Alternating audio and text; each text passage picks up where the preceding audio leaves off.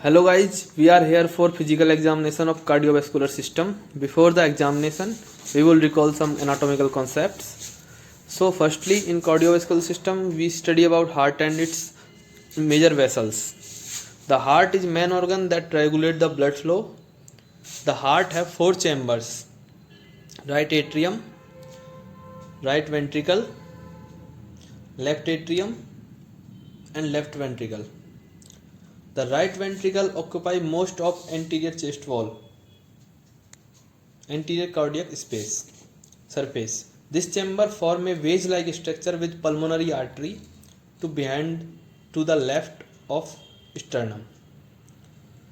The right ventricle inferior border lies below the junction of sternum and xiphoid process.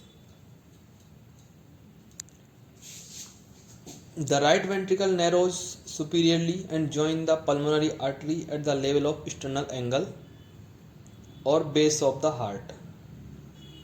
The base of heart is clinical term that refers to superior aspect of heart at right and left second interspace. The left ventricle behind the right ventricle and to the left forms left lateral margin of the heart. It tapered inferior tip often known as apex of heart. It is clinically important because it produces a apical impulse as known as PMI. The impulse locates the left border of heart and is normally found in fifth intercostal space. The PMI is always not palpable even in a healthy patient with a normal heart.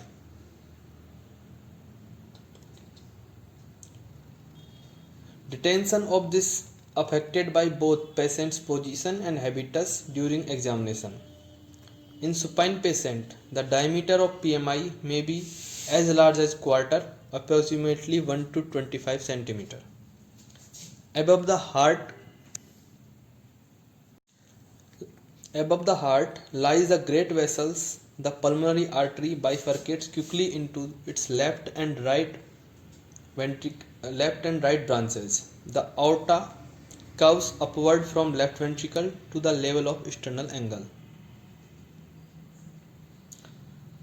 On the medial border, the superior and inferior vena cava channel venous blood from upper and lower portion of the body into the right atrium. We have two major vessels that supply blood in most of brain's part.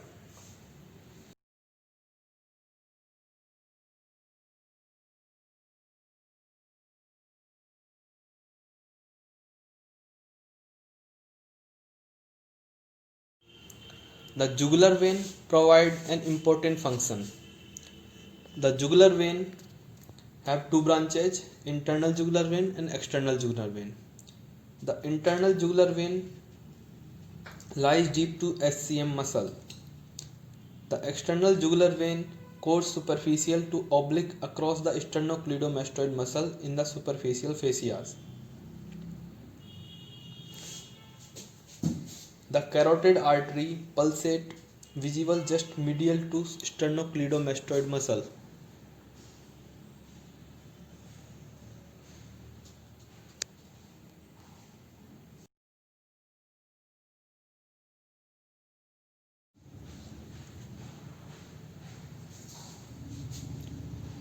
Firstly, we are going to check jugular venous pressure and pulsation.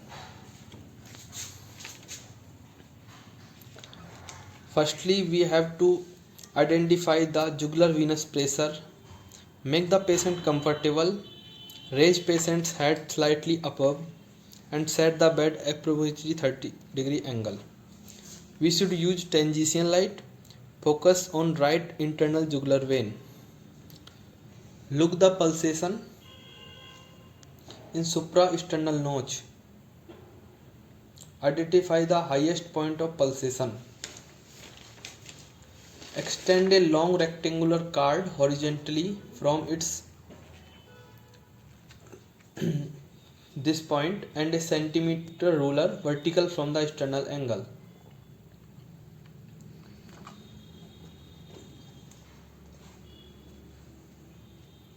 The external angle where the horizontal object cross the ruler and add to this 5 centimeter. The sum is jugular venous pressure.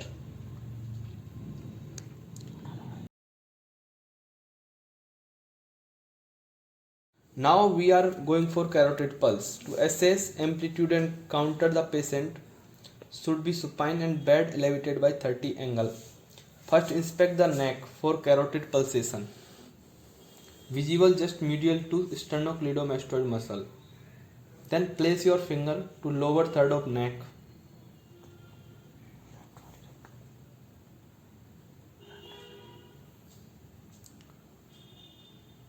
Never palpate both carotid arteries at same time. This may decrease blood flow to brain and induce syncope. Now we are going to check bruits. Auscultate both carotid artery to listen a bruits.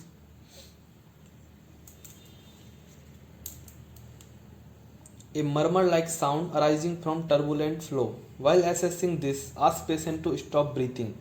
Stop breathing. And then listen using with diaphragm of stethoscope.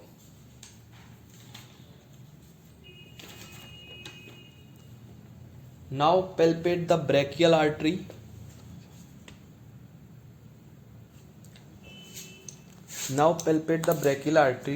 The patient's arms should in rest.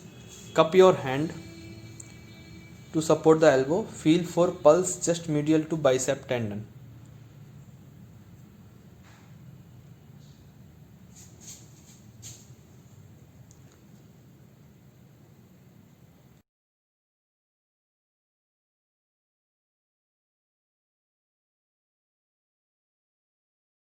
Now we are going to examine the heart. We have 4 steps for this: inspection, palpation, percussion and auscultation. Firstly, in inspection, we will inspect the position, location of the heart.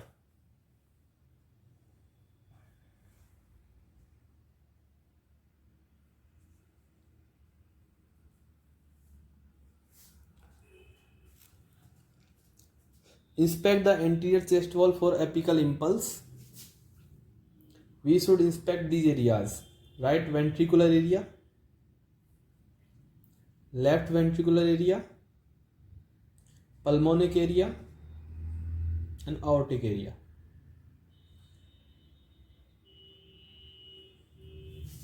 Now we are going to palpation. Palpate the second right and left interspace.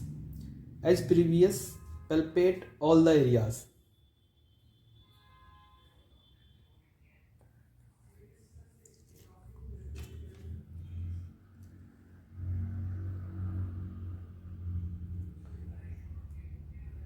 If we cannot palpate apical impulse, we should go for percussion. We will percuss dullness in third, fourth, fifth interspace.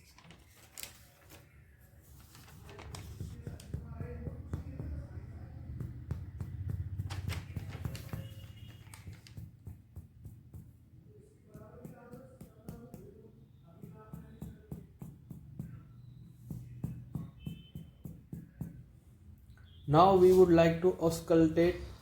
We are using the diaphragm for high pitch S1 and S2 sounds.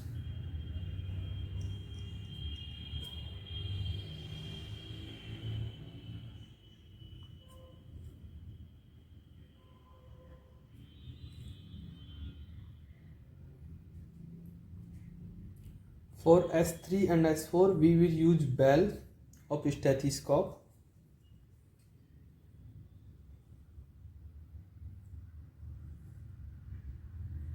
We will check mitral stenosis in apex area.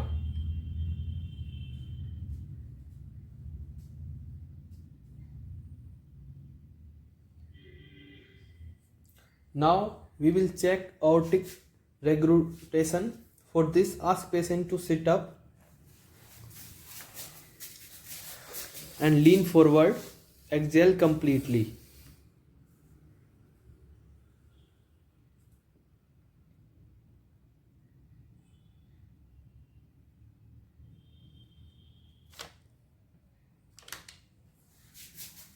Now check all sounds and its note their intensity.